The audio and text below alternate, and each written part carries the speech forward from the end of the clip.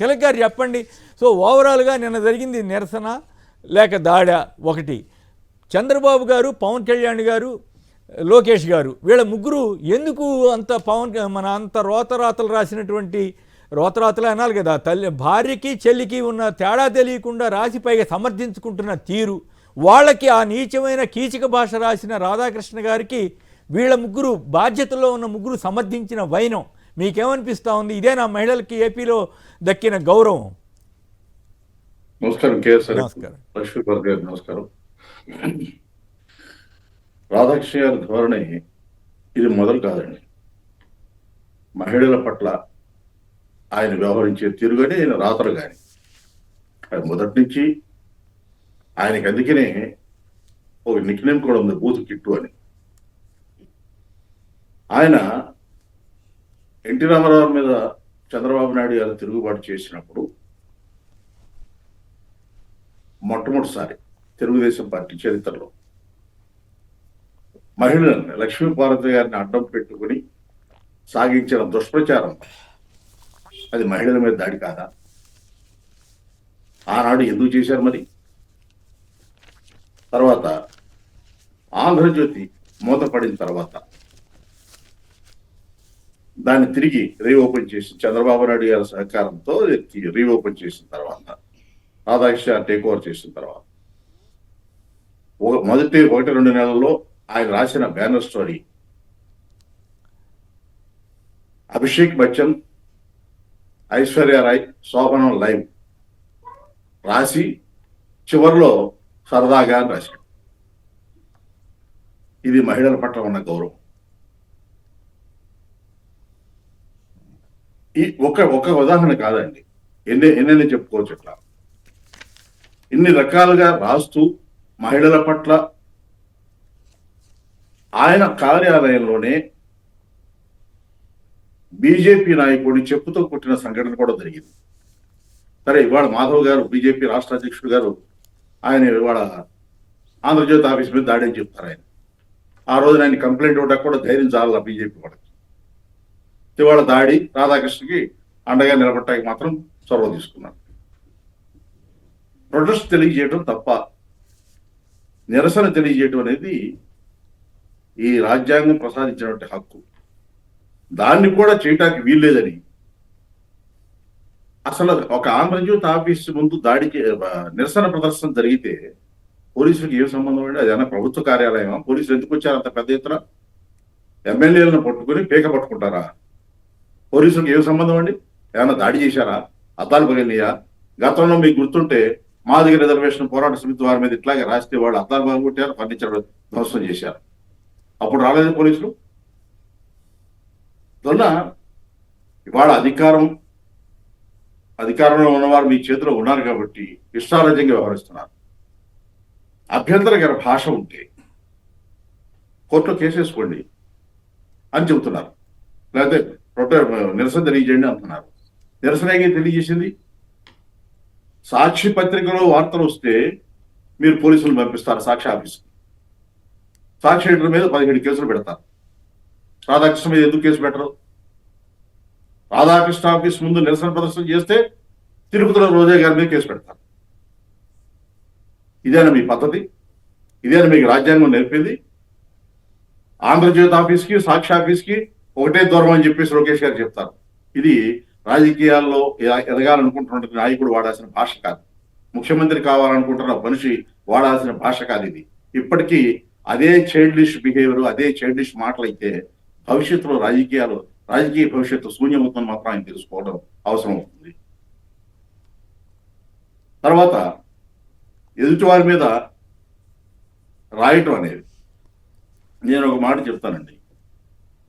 సాక్షి పత్రిక ఎడిటర్ మీద 17 కేసులు పెట్టినటువంటి రాధాకృష్ణ గారు పత్రికలో ఒక మంత్రి గారు రాసలేలని రాశారు. కోటల గదిలో ఒక మంత్రి గారు దందాలు చేస్తున్నారని రాశారు. ఎందుకు కేసులు పెట్టలా? ఎందుకు సోదాలకు వెళ్ళాలా? ఎందుకు ఆధారాలు రాయాలా ఆఫీస్కి వెళ్ళి? అంటే మీకు అనుకూలం అయితేనే ఒక పద్ధత. రాధాకృష్ణ గారు ఒక రాజ్యాంగేతర శక్తిగా వ్యవహరిస్తున్నారని గత 14-19 సంవత్సరాల మధ్య చంద్రబాబు నాయుడు గారు ముఖ్యమంత్రిగా ఉండగా చాలా స్పష్టంగా బహిరంగంగా వ్యక్తమైంది. ఎట్లా? చంద్రబాబు నాయుడు గారు ఆంధ్రజ్యోతి ఆఫీస్కి వెళ్ళారు. రాధాకృష్ణ గారితో కూర్చుని మాట్లాడిన మాటలు వీడియో బయటకు వచ్చింది. సరే ఆడ ఆఫీసులో ఎవరు బయట పెట్టారో ఏమిటో, ఏముంది అందులో, అధికారులు కొంతమంది ఒక సెక్షన్ ఆ ఉద్యోగస్తులకి జీతాలు పెంచాలంటే ఏ భాష వాడాడైనా అసభ్యకరమైన భాషలో వాళ్ళకి ఎందుకు జీతాలు పెంచాలని చెప్పేసి మాట్లాడాడు రాధాకృష్ణ. ఎంప్లాయీస్కి జీతాలు పెంచాలంటే రాధాకృష్ణ పర్మిషన్ అవసరమా? ఆయన రాజ్యాంగేతర శక్తిగా వ్యవహరించట్లేదా? రాధాకృష్ణ గారు అవినీతి గురించి ఇంకోళ్ళ గురించి రాస్తున్నాడు. నీ చరిత్ర ఏమిటి? ఎక్కడి నుంచి వచ్చావు? నీకు ఎన్ని వందల కోట్ల ఆస్తులు ఎక్కడి నుంచి వచ్చినాయి? ఎవరు నీకు పంచిపెట్టారు? రైలు ఓపెన్ చేసే టైంకి 13 కోట్ల రూపాయల అప్పులు ఆంధ్రజ్యోతికి ఉన్నాయి. జీతాలు కానీ, జీతాలు పెండింగ్ కానీ, లేకపోతే న్యూస్ ప్రింట్ బాకీలు కానీ. సరే ఏదో చంద్రబాబు నాయుడు గారు సెటిల్ చేశారో అదేదో చూస్తున్నారు. 32 కోట్ల రూపాయలు తిరిగి మళ్ళీ అడ్వర్టైజ్మెంట్ రూపంలో ముఖ్యమంత్రి కార్యాలయంలో చంద్రబాబు నాయుడు గారు ఆఫీసులో కూర్చొని కాంట్రాక్టర్లకి, రాజకీయ నాయకులకి ఫోన్లు చేసి బెదిరించి అడ్వర్టైజ్మెంట్ రూపంలో డబ్బులు వసూలు చేశారా లేదా? ఎక్కడి నుంచి చూసినా నీకు హైదరాబాద్లో రిపోర్టర్గా ఉన్నప్పుడు కేవలం 200 గజాల స్థలం ఉంది. అది కూడా కేఎల్ఎం ప్రసాద్ గారి వారసులు ఇచ్చినటువంటి స్థలం. ఇవాళ ఎన్ని ఎకరాలు ఉన్నాయి, ఎన్ని చోట్ల ఆస్తులు ఉన్నాయి, ఎక్కడి నుంచి వచ్చినాయి? ఎయిట్ మీద రాస్తావా? నీ ఆస్తుల సంగతి ఏంటి? ఇవాళకి నువ్వు చంద్రబాబు నాయుడు గారు ఎందుకు సపోర్ట్ చేస్తున్నావు? సాక్షి పత్రిక జగన్మోహన్ రెడ్డి గారు అందరికీ తెలుసు, దేశం అంతా వాళ్ళు ఓపెన్గా చెప్పారు. కాబట్టి వాడు రాసిన దాన్ని నువ్వు ఎట్ట తప్పడతావు? నువ్వు ఆంధ్రజ్యోతి నాకు దమ్మున్న ఛానల్ అని చెప్పేసి నువ్వు తెలుగుదేశం పార్టీకి మద్దతు ఇస్తున్నావు.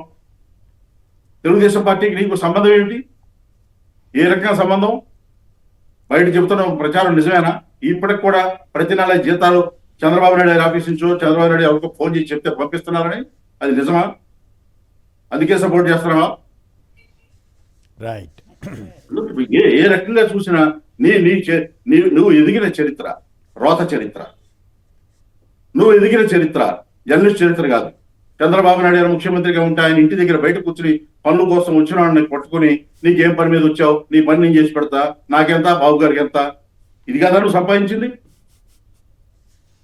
ఏ రకంగా సంపాదించావు? అందువల్ల నీకు గుడివాడ రెడ్డి గారి సంబంధం లేకపోతే గ్రానైట్ వ్యాపారం చేయగలిగేవాడుగా? ఏ రకంగా నువ్వు ఒక సాధారణ జర్నలిస్ట్ నుంచి నీ దగ్గర పనిచేసిన చాలా మంది ఉన్నారు సాధారణ జర్నలిస్టులు ఆంధ్రజ్యోతిలో. వాళ్ళంతా ఇట్లా కోట్లకు అధిపతులు అవ్వలేదే. చంద్రబాబు నాయుడు గారు అన్ని వేల కోట్లు ఎలా సంపాదించారో ఆ క్రికెట్ ఎవరో తెలియదు. రాధాకృష్ణ గారు ఇలా ఎన్ని వందల కోట్లు సంపాదించారో ఆ క్రికెట్ కూడా బయట చెప్తే అందరూ ఫాలో అవుతారు, జర్నలిస్టులు కూడా. Right, okay.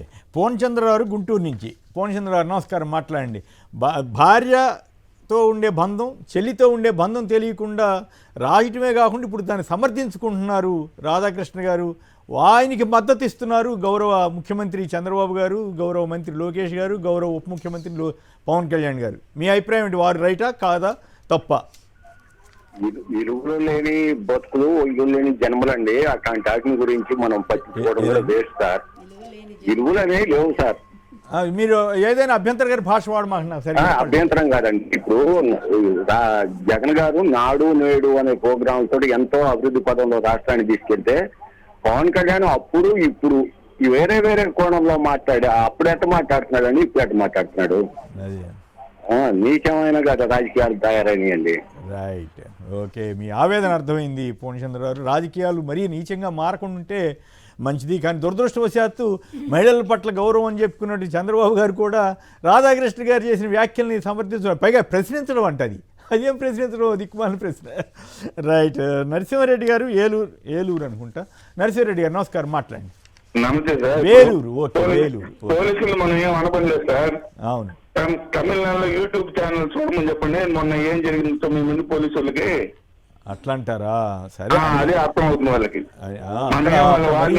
ఏం చేయమని పోలీసు వారి గౌరవ పోలీసులు అన్ని చోట్ల న్యాయ వ్యవస్థ అలాగే ఉంటే పోలీసులు కొంచెం కంట్రోల్గా ఉంటారు. ఇక్కడేమో అన్ని చోట్ల అట్లా ఉండట్లేదో ఏమో మరి, అక్కడ రూల్స్ ఇక్కడ రూల్స్ ఇవన్నీ చూస్తే పోలీసులు వాళ్ళే ఎంతటికి వాళ్ళే వచ్చి ఎవరిని పెడితే వాళ్ళని అరెస్ట్ చేసుకెళ్ళటం ఇవన్నీ చేస్తున్నారు. అది ప్రజాస్వామ్య విరుద్ధంగా జరుగుతుందన్న సంగతిని వారు అర్థం చేసుకుని తప్పు ఎవరు చేసినా తప్పుగా డీల్ చేస్తే మంచిది. ఆ పరిస్థితి మరి ఇంకా ఏపీలో రావట్లే. ఎందుకో చంద్రబాబు గారి ప్రభుత్వాన్ని చూసి రెడ్ బుక్ రాజ్యాంగానికి అలవాటు పడుతున్నారు కొంతమంది పోలీసులు అక్కడ.